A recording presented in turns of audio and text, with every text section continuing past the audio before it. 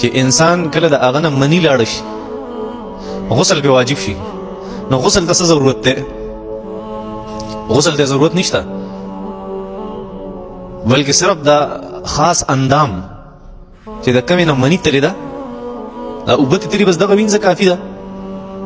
دې ته ضرورت نشته چې په ټول جسم اوبه واچوه. بیا مثال پیش کوو د دې دپاره مثال ته غوږ شئ. مثال یې دا و چې یاره یو خر دی په هغه باندې د مولو بار پروت دی او یو سړی روان دی په خټو کې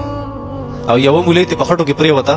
نو دا ټول بار به وینځي که نه دا یوه مولۍ به وینځي. خلکو به ورته یوه مولۍ وایي دغه د غسل مثال دی بس دا یوه مولۍ دې وینځي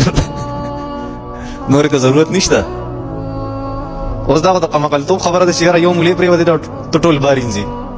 نو مني خو ستا د یو اندام نه وتې ده نو ټول جسم سره وینځي. دا د هغه اعتراضونه.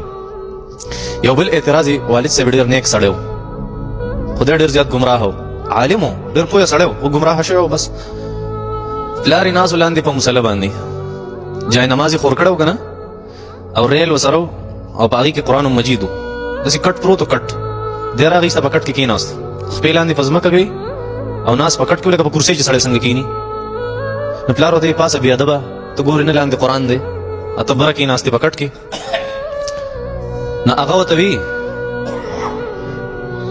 چې زه نه پاسم داسې ټیک یم زما خپې خو د قرآن نه چوتې نه دي زما خپې خو په ځمکه پرتې دي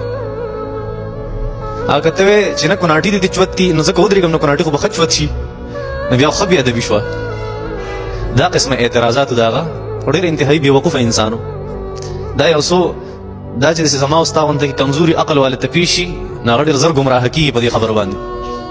خو چې عقل لږ مضبوط بیا نه خرابېږي انسان ښه چې انسان کې عقل وي او د عقل سره علم وي بیا درست دی. دې دواړو کې چې یو څیز هم نه انسان تباه کېږي بیا د عقل سره علم او د علم سره عقل دا ضروري څیز دی.